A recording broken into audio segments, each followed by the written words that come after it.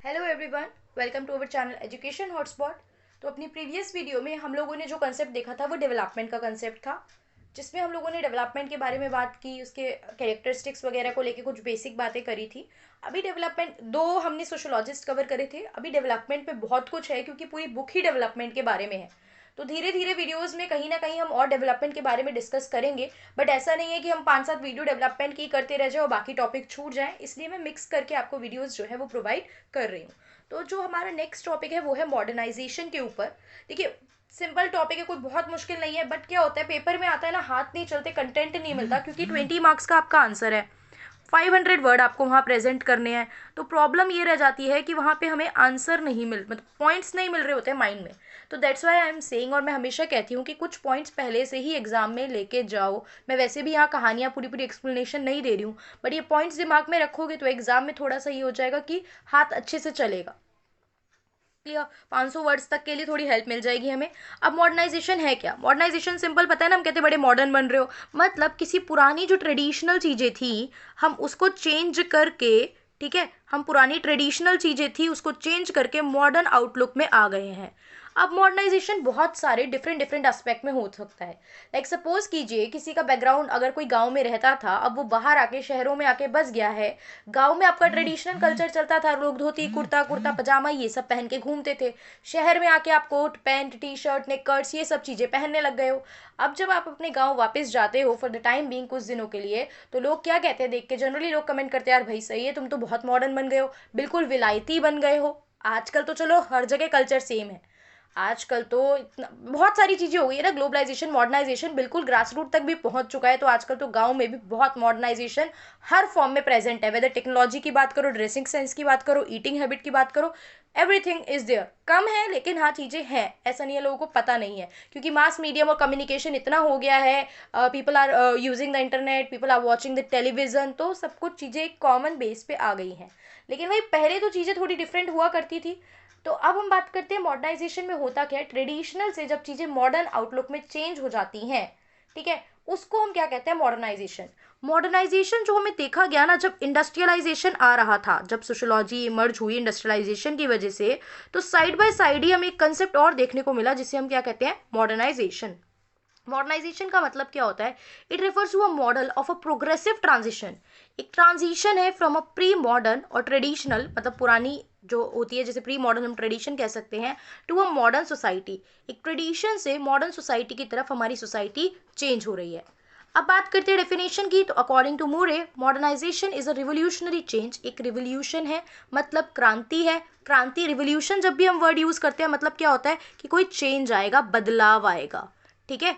तो change revolutionary, आगे लिखा भी है देखो, revolutionary change leading to the transformation, आ गया वर्ड यहाँ पे, of traditional society into technological and civilize society.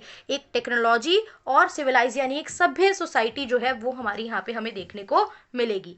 अब ये जो वर्ड है यानी आपका जो मॉडर्नाइजेशन है, इसमें काफ़ी सारी चीज़ें हम देखते हैं चेंज होता है। क्यों? क्योंकि अब हम साइंस एंड टेक्नोलॉजी को अप्लाई करते हैं, हम चीज़ों में साइंस एंड टेक्नोलॉजी को अप्लाई करते हैं। Like if I talk about production, तो प्रोडक्शन में कैसे मॉडर्नाइजेशन देखोगे आप? हैंडलूम, जो अभी यहाँ पे पूछा नहीं है ना वैसे, तो इसलिए अलग अलग सेक्टर को हमने एक्सप्लेन भी नहीं किया है, बट हर सेक्टर में अलग अलग तरीके से मॉडर्नाइजेशन दिखता है। हैंडलूम पावरलूम में चेंज हो गया। एजुकेशन में अगर मैं मॉडर्नाइजेशन की बात करूँ तो पहले क्या होता था, अब एजुकेशन और मॉडर्नाइजेशन आ जाता है ना, तो ये नहीं करवाया नहीं, यहाँ पे डिस्कस कर रही हूँ, इसका मतलब एक टॉपिक हम लोग टच कर ही रहे हैं उस चीज़ का। तो एजुकेशन में मैं मॉडर्नाइजेशन की बात करूँ तो एजुकेशन में क्या है, पहले लोग नॉर्मल जाके एक पर्टिकुलर प्लेस पे, रिलीजियस जो वर्शिप की प्लेस होती थी ना, मंदिर हो गए मस्जिद हो गए, इन जगहों पे एजुकेशन होती थी। धीरे धीरे सिस्टम चेंज हुआ, एक प्रॉपर अलग प्लेस बनने लगा एजुकेशन का। पहले सिर्फ कुछ बेसिक चीज़ों में एजुकेशन होती थी, देन वेस्टर्न एजुकेशन से इंस्पायर होके हम लोगों ने एजुकेशन की चीज़ें जो थी वो डिफरेंट कर दी। If I talk about India तो हम वो देख रहे हैं, बट जनरल ओवरऑल आउटलुक में धीरे धीरे एजुकेशन में आज की डेट में आप डिजिटलाइजेशन यूज़ कर रहे हो, आप स्मार्ट बोर्ड यूज़ कर रहे हो, ये सब चीज़ें। इनफैक्ट जो ये मीडियम हम फॉलो कर रहे हैं कि मैं यूट्यूब पे डाल के, मतलब यहाँ पे वीडियो बना के यूट्यूब पे अपलोड कर रही हूँ, and there are many number of student जो इस वीडियो का बेनिफिट ले रहे हैं, जिनको बेनिफिट मिल रहा है, ये भी एक क्या है? मॉडर्नाइज वे है ना। कि आज से पहले ऐसा होता था सिस्टम, मतलब आज से पहले नहीं, आज से कभी यूट्यूब तो काफ़ी टाइम से चल रहा है, but generally earlier pre modern society में ये चीज़ें नहीं थी। तो this is the result of modernisation.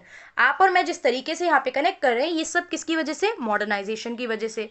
Changes introduce in social, economic, political and cultural life of the people. मैंने बोला मॉडर्नाइजेशन सिर्फ एक चीज नहीं कर रही थी ना, मॉडर्नाइजेशन अलग अलग जगहों पे चेंज कर रही थी। इकोनॉमी में आपने देखा हैंडलूम, पावरलूम, इस तरीके से लोगों के काम करने के तरीकों में बदलाव आ रहा था। पॉलिटिकल में भी चीज़ें, पॉलिटिकल सिनारियो, एडमिनिस्ट्रेशन वगैरह, इन चीज़ों में भी बदलाव आ रहा था।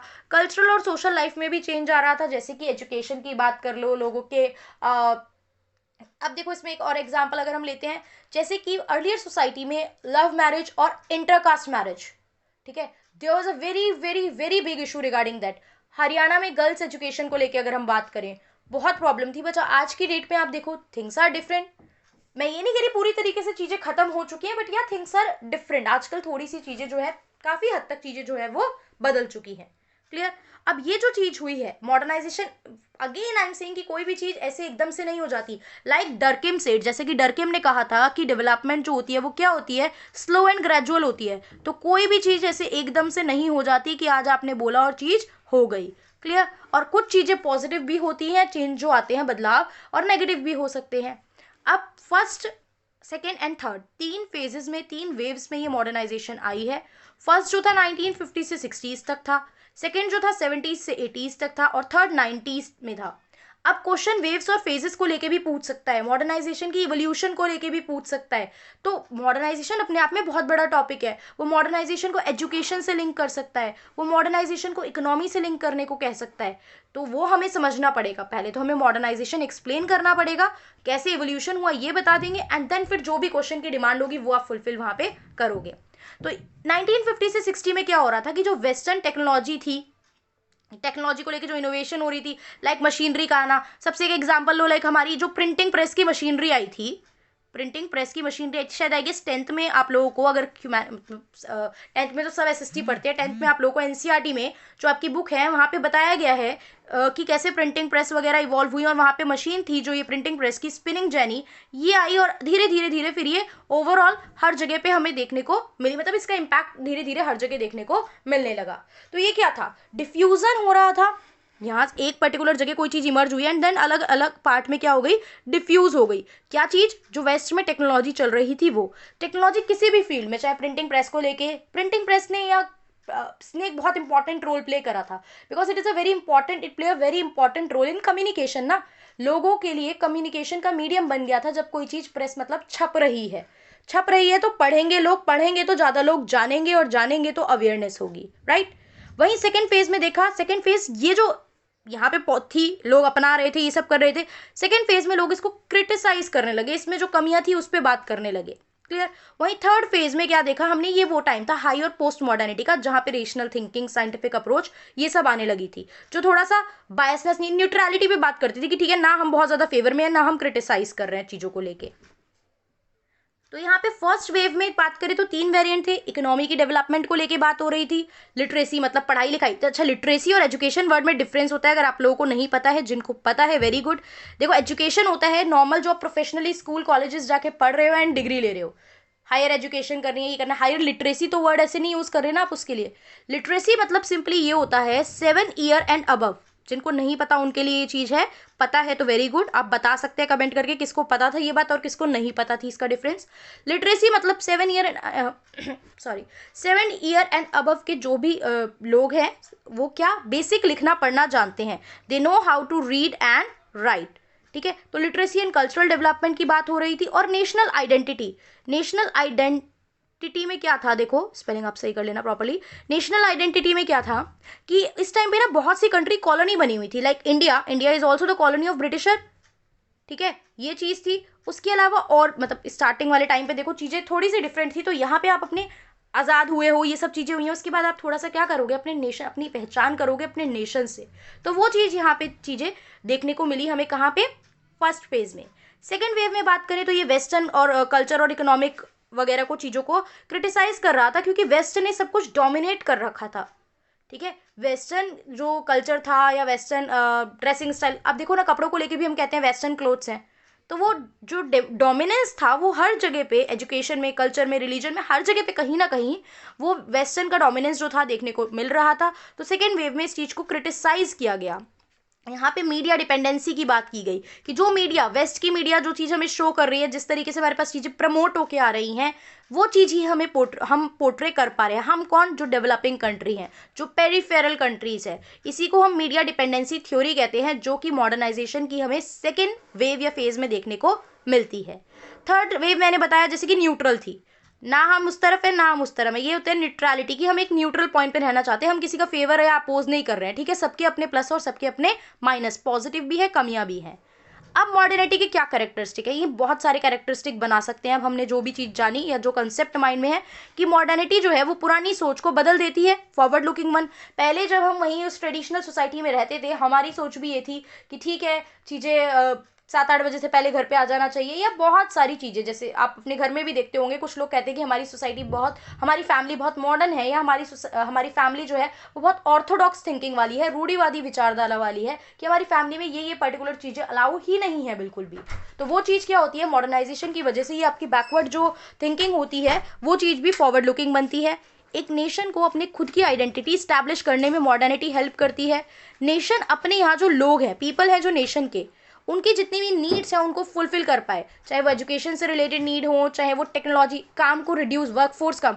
आप पहले हैंड से काम कर रहे थे, लेबर ज़्यादा लगती थी, बहुत टेक्निकल काम थे, टाइम भी लगता था, उतना अर्निंग भी नहीं हो पाता था। बट बाद में क्या हुआ? मशीनरीज वगैरह की हेल्प से वही चीज़ कम टाइम में होने लगी, एंड देन आप अर्निंग भी करने लगे, ज़्यादा अर्निंग होने लगी कम टाइम में। तो अपनी लोगों के नीड्स को समझो, एंड नीड्स सिर्फ इकोनॉमी नहीं, मैं एग्जांपल इकोनॉमी का ले रही हूँ, बट यहाँ पे नीड्स में हर चीज़ जाएगी, इकोनॉमिकल, सोशल, पॉलिटिकल। वुमेन को एम्पावरमेंट की ज़रूरत है, तो आइडेंटिफाई दैट, और वो किसके थ्रू हो पा रहा है? मॉडर्निटी के थ्रू हो पा रहा है, ठीक है। उसके अलावा हम यहाँ पे देखें तो ये फिजिकल और इकोनॉमिक लाइफ को भी एनरिच करता है लोगों की। मोबिलाइजेशन मतलब मूवमेंट इजी हो जाता है, ठीक है। यूपी का कोई पर्सन कहीं और बाहर सेटल होके काम कर रहा है, रह रहा है, इंडिया के लोग बाहर किसी कंट्री में जाके सेटल्ड हैं, अर्न कर रहे हैं, तो ये मोबिलाइजेशन। और सोशल मोबिलिटी में people are somewhere out to work, ठीक है, अपनी लाइवलीहुड अर्न करने के लिए या काम करने के लिए लोग, पर्टिकुलरली पढ़ाई के लिए लोग बाहर रह रहे हैं, ठीक है। तो ये सोशल मोबिलिटी हमें मॉडर्निटी की वजह से देखने को मिल रही है। मास एजुकेशन है through mass communication. Mass communication, आपके पास मोड है ऐसे, मास मतलब जहाँ पे इन्फॉर्मेशन मासिव, मतलब बहुत सारे लोगों तक पहुँच जाती है, लाइक टीवी हो गया, रेडियो आजकल ट्रेंड कम है, but radio is also a very good source, ठीक है। इसके अलावा आपका इंटरनेट वगैरह, सोशल मीडिया, ये सारी चीज़ें जो हैं, ये सब क्या कर रही हैं? ये सब मोड ऑफ मास कम्युनिकेशन है, इनके थ्रू बहुत ज़्यादा लोगों तक इन्फॉर्मेशन पहुंच रही है।